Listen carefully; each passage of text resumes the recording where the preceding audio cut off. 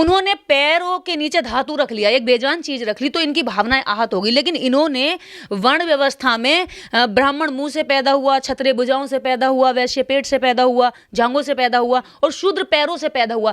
करोड़ों करोड़ों लोग जो समाज है उसको इन्होंने पैरों से पैदा हुआ उत्पन्न कह दिया, तब इनकी भावनाएं आहत नहीं होती। उसको ये बड़ा गर्व करते हैं कि हमारी संस्कृति, सनातन संस्कृति बहुत बड़ी है और इस संस्कृति को हम विश्व, मतलब जब से दुनिया बनी है तब से हम इसको बचा कर रखे हुए और जब से ये प्रासंगिक है। तब इनकी भावनाएं जब बहुत ऊंची और गर्वान्वित होती हैं, जब ये किसी व्यक्ति विशेष को ये कहते हैं, एक वर्ग विशेष को, बड़े तबके को, कि तुम अछूत हो, तुम नीच हो, तुम मंदिर में नहीं घुस सकते, चाहे वो देश की राष्ट्रपति क्यों ना बन जाए। द्रौपदी मुर्मू जी देश की राष्ट्रपति होते हुए भी मंदिर के गर्भगृह में नहीं जा सकती, और तब इनकी संस्कृति जो है ऊंची हो जाती है। लेकिन जब दूसरे लोग उनकी संस्कृति, जब वो एक बेजान चीज पर पैर रख लेते हैं, तो इनकी संस्कृति और इनकी भावनाएं आहत हो जाती हैं। ये वही लोग हैं जिनकी भावनाएं कभी भी महिलाओं का रेप करने से आहत नहीं होती हैं।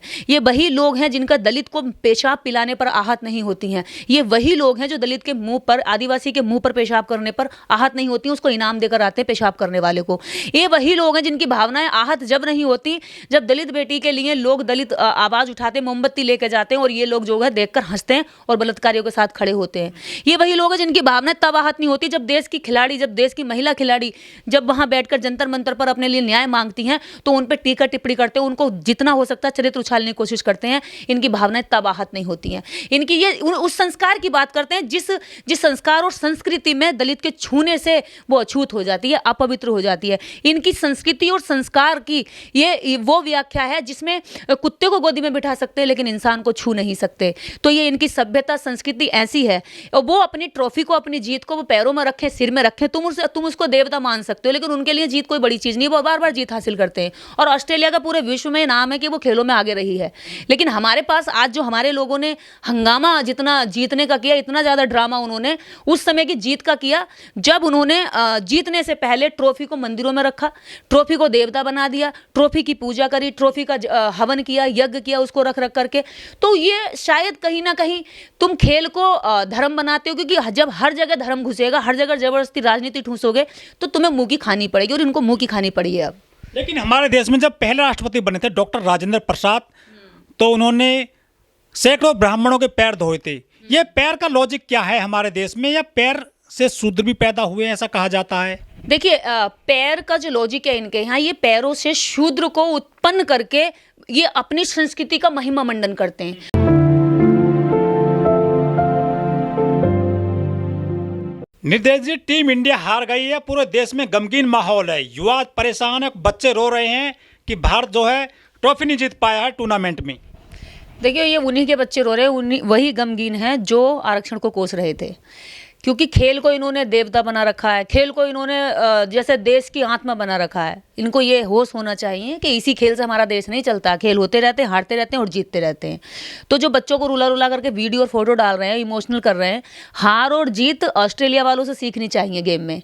उन्होंने जीत को अपने पैरों में रखा हुआ है और ये भी बता रहे हैं कि ये हमारे लिए कोई बड़ी चीज़ नहीं है, ये आखिरी नहीं है, इसके बाद हम न जाने कितनी जीतें हासिल करते रहेंगे। कोई बात नहीं, इन्होंने स्टेडियम में खूब हल्ला किया, कोशिश करी कि जो खिलाड़ी हैं, जो दूसरा पक्ष है खिलाड़ियों का, हनुमान चालीसा गा करके उनको परेशान करें या उनको डिसअट्रैक्ट करें, अपने खेल से मिसगाइड करने की कोशिश करें।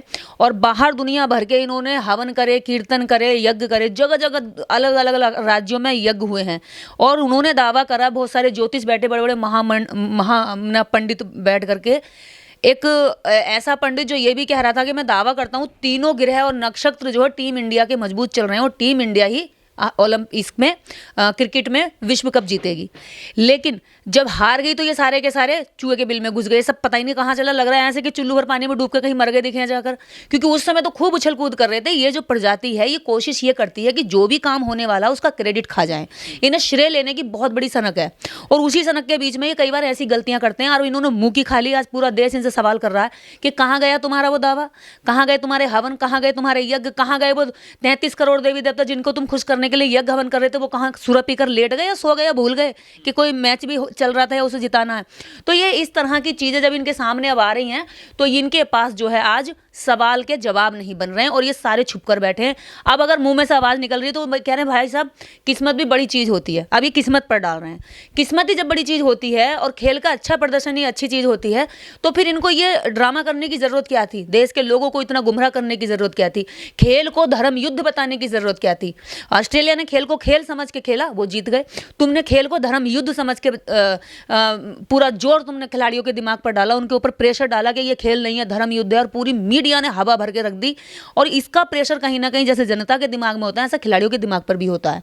और खिलाड़ियों के दिमाग पर जब प्रेशर होता है तो फ्री माइंड से नहीं खेल पाएंगे। नहीं खेल पाए तो इसका जो हार का जो जिम्मेदार है ये हवन यज्ञ भी हैं, ये ज्योतिष भी हैं और ये मीडिया के गोदी एंकर एंकरानी भी हैं। इनके खिलाफ संगीन धाराओं में मुकदमा दर्ज होना चाहिए। इन्होंने 140 करोड़ भारतीयों की भावनाओं को आहत किया है, उनके साथ खिलवाड़ किया है। अगर ये इस तरह का ड्रामा ढोंग नहीं कर रहे होते तो भारतीयों के मन में जो भी होता वो हार और जीत को एक्सेप्ट करने के लिए या जीतने के लिए खिलाड़ी पूरी तरीके से जोर लगाते। पर इनको एक आड़ चाहिए होती है।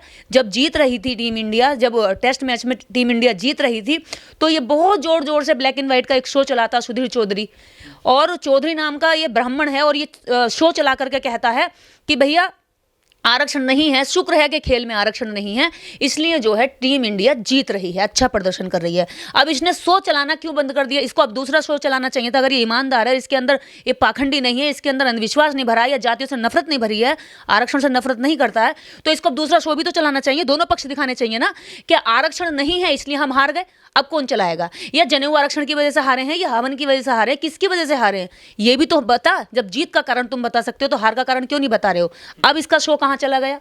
कहाँ जाकर ये कहीं जाकर छुप गए, डूब के मर गए? इनको ढूंढ के लाया जाए। देखिए मीडिया ये एकदम से साइंस के खिलाफ कर रही है। मीडिया 140 करोड़ की जनता को गुमराह करने का काम कर रही है, लेकिन वो इसलिए कर रही है, अगर कोई मेरे जैसा प्रधानमंत्री देश में होता तो इन सब की जगह जेल होती, लेकिन वो इसलिए कर रही है क्योंकि आज जो देश के अंदर सरकार बैठी है वो पूरी तरीके से अंधविश्वास को प्रमोट करती है। अंधविश्वास और पाखंड को लेकर के अपने जब हमारे देश के प्रधानमंत्री जो है 5वीं फेल उन पेट निकले हुए जनेऊधारियों के जब चरणों में शाश्वत दंडवत प्रणाम करते हैं तो बाकी सोचिए आम जनता के दिमाग को क्या असर पड़ता होगा। आम जनता क्यों नहीं उनकी गुलाम बनेगी? आम जनता क्यों नहीं उनके पैरों में लेट करके अपने आप को धन्य समझेगी? तो ये तो देश की सरकारें ही ये सब चीजें चला रही है ताकि ऐसी मीडिया का जो मनोबल है सरकारों से बढ़ रहा है। हवन किए जाते हैं या पोंगा पंडित आ जाते हैं, ज्योतिष आ जाते हैं, ये इस बार क्या इनका तुक्का नहीं लगा? देखिए ये जो है कोई भी चीज़ है, खेल हो रहा है तो खेल में क्या होता है कि या तो हार होगी या जीत होगी, दो ही बातें होंगी। तो ये जो दावा करते हैं जीत पर करते हैं और ये पूरे उनको पता है कि जब टीम इंडिया ये पहले से देखते रहे टेस्ट मैच में अच्छा खेल रही है तो अभी ना ये कॉन्फिडेंस हो गया कि जो लास्ट मैच होगा उसमें भी ये जीत जाएगी। और उसी कॉन्फिडेंस में इन्होंने धड़ाधड़ खूब सारी खबरें भी चलाई, जगह जगह यज्ञ हवन करके खूब मीडिया ने दिखाया कि देखिए टीम इंडिया जीत रही है और जीतेगी और दावा कर दिया। लेकिन इनका तुक्का जो है सही नहीं बैठा। अब आप मान लीजिए जैसे कि कोई महिला है और वो प्रेग्नेंट है, 9वां महीना पूरा होने वाला है, तो अब मैं भविष्यवाणी कर दूं या तो लड़का होगा या फिर लड़की होगी, तो ये कोई बहुत बड़ी चीज थोड़ी हो गई, ये तो कोई भी व्यक्ति कह सकता है, ये भी हम जैसे ही हैं। लेकिन इनको जो है लोगों को उल्लू बनाना, बेवकूफ बनाना इनका जो है धर्म है। ये इसको धर्म कह करके लोगों को ठगना, लूटना और अपने आगे जो है झुका कर रखना इनकी आदत है, इनकी हनक में शामिल है क्योंकि सदियों से यही करते आ रहे हैं। तो साइंटिफिक टेम्परामेंट को नहीं मानते क्या ज्योतिष वगैरह? अगर साइंटिफिक टेम्परामेंट को मानते तो वो क्या ये इस चीज का जो देश के अंदर ढोंग पाखंड चल रहा है इसके खिलाफ हमें आवाज ही नहीं उठानी पड़ती। भाई साहब हमारे जो ऊपर दुनिया भर की गाली गलौज धमकी और ये सब कुछ आता है वो इसलिए तो आता है क्योंकि हम साइंटिफिक टेम्परामेंट की बात करते हैं और वो साइंस को इस्तेमाल करके साइंस को नकारने के लिए आम जनता को बताते हैं।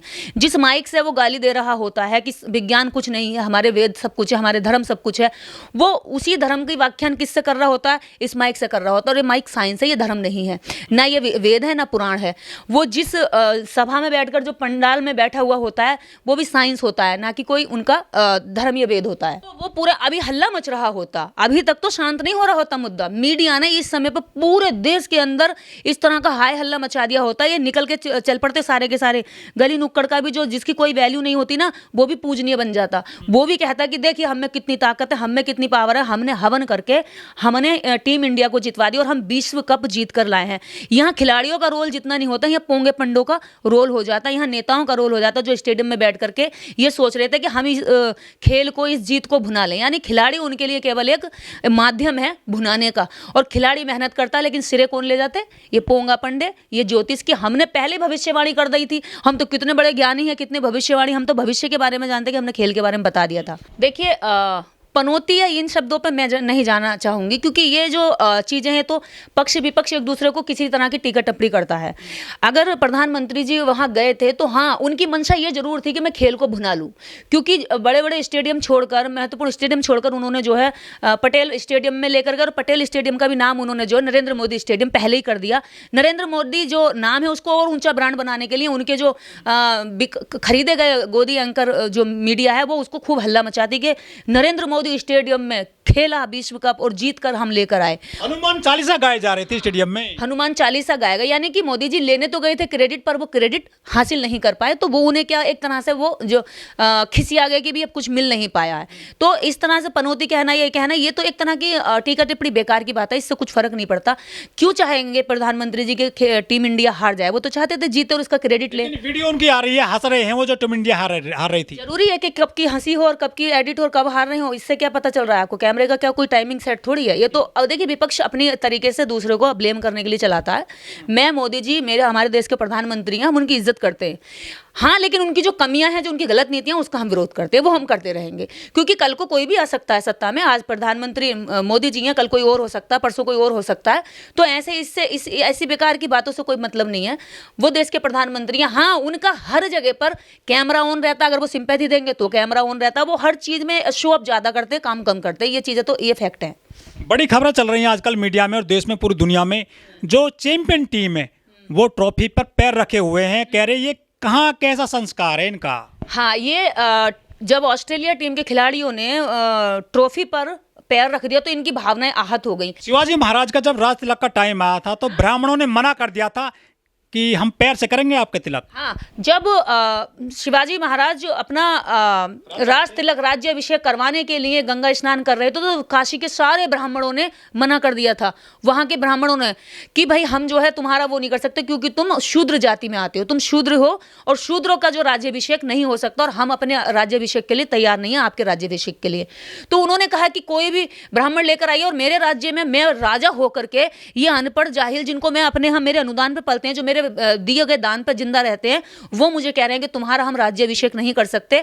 तो उन्होंने कहा कि फिर कौन कर सकता है? उन्होंने कहा काशी में नीच टाइप के जो 2-4 ब्राह्मण हैं जिनकी कोई वैल्यू नहीं है, जिनकी कोई इज्जत नहीं करता, ब्राह्मण समाज में उनकी कोई गिनती नहीं है, ऐसे बिल्कुल बहिष्कृत ब्राह्मण आप बुला लाइए और वो ब्राह्मण जो आपका कर देंगे। तो क्योंकि उनका चूल्हा पानी हुक्का पानी जो बिल्कुल शमशान घाट में मुर्दों से चलता है, वो हम उन्हें अपना नहीं मानते। तो ऐसे ब्राह्मणों को भी बुलाया गया। तो सबसे नीच से नीच ब्राह्मण ने भी ये कहा कि मैं बिना नहाए, मतलब मुझे नहाने की जरूरत नहीं है शूद्र का राज्याभिषेक करने के लिए, और बिना नहाए उसने राज्याभिषेक किया। और वो राज्याभिषेक भी उसने अपने हाथ की अंगूठी से नहीं किया, पैर की अंगूठी से किया। तो सोचिए कि शूद्र राजा बनकर भी उनके नीच से नीच जो पुजारी है उसके पैर के अंगूठे के बराबर नहीं है। तो इससे ही इनकी भावनाएं मतलब गर्व महसूस करती हैं ऐसा करने से। और ऐसी भावनाएं जो ऐसी संस्कृति, जो ऐसे संस्कार हैं जो किसी राजा का भी अपमान करने से न चूकती हों, केवल इसलिए उसकी योग्यता ना देखते हैं, जबकि इसलिए कि वो ब्राह्मण नहीं है। अगर कोई ब्राह्मण नहीं है तो इनकी नज़र में वो इज्जत के लायक नहीं है।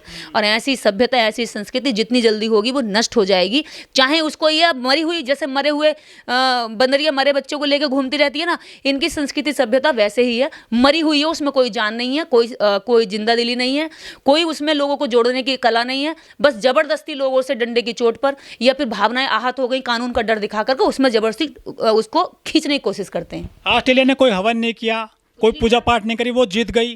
क्या मानते हैं उनका लॉजिक ये? देखिए वो खेल को खेल समझते हैं, उनके लिए खेल जो है खेल की तरह है। और हमारे यहाँ खेल जो है धर्म युद्ध बना देते हैं, राजनीति बना देते हैं, लोगों की भावनाएं बना देते हैं। लोग बच्चों की वीडियो डाल रहे हैं बना करके, बच्चे रो रहे हैं ट्रॉफी नहीं मिली। अरे बच्चे को क्या सिखा रहे हो तुम? के जिंदगी भर के लिए तुम हार गए, अरे तुम तैयारी करो फिर से जीत जाओगे।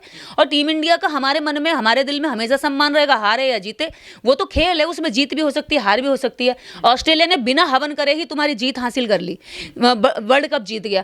तो इसी से तुम्हें जान लेना चाहिए, इस देश के करोड़ों लाखों लोगों के दिमाग में ये बात बैठ जानी चाहिए कि हवन, यज्ञ, ज्योतिष, इन सबको अगर तुम शामिल करोगे अपनी हार जीत में तो ये तुम्हें हरा देंगे। जीतने वाली चीज भी, जीतने वाली पारी भी ये लोग अपने यज्ञ हवन से हरा देते हैं। इनसे दूर रहा जाए। कुछ जो बहुजन इंटेलेक्चुअल हैं, दलित एक्टिविस्ट हैं, वो कह रहे हैं कि दलित आप क्यों रोते हो इंडिया की हार पर? आपका कोई ना कोई टीम में है, ना कोई बीसीसीआई में है, ना बोर्ड में है, आप तो कहीं तीनों तेरे में हो ही नहीं, आप क्यों रोते हो? आप, ये तो 7 टीम है, बहुजन क्रिकेट बोर्ड है, आप परेशान मत होइए। देखिए, एक तरह से अगर जो कह रहे हैं वो बिल्कुल सही कह रहे हैं। जो एक बड़ा तबका, उसको कैसे उसमें खुशी महसूस होगी जिसमें उसके अपने खिलाड़ी नहीं, जिसमें उसकी भारत की जीत की आड़ में उसके आरक्षण को, उसके संवैधानिक अधिकारों को कोसा जाए, उसे नीचा दिखाने की कोशिश की जाए, तो उस वर्ग विशेष के पास कोई कारण भी तो होना चाहिए खुश होने का।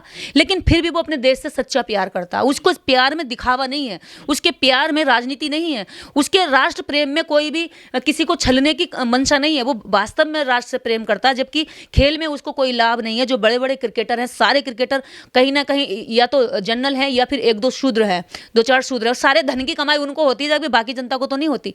लेकिन खेल में इनका कहीं भी प्रतिनिधि नहीं है। जबकि ओलंपिक एथलीट्स में जितने भी लोग हैं, आदिवासी भी हैं और एससी भी है, क्योंकि उन्हें पता है कि ज्यादा से ज्यादा श्रम है वहां पर और पैसा वहां पे कम है।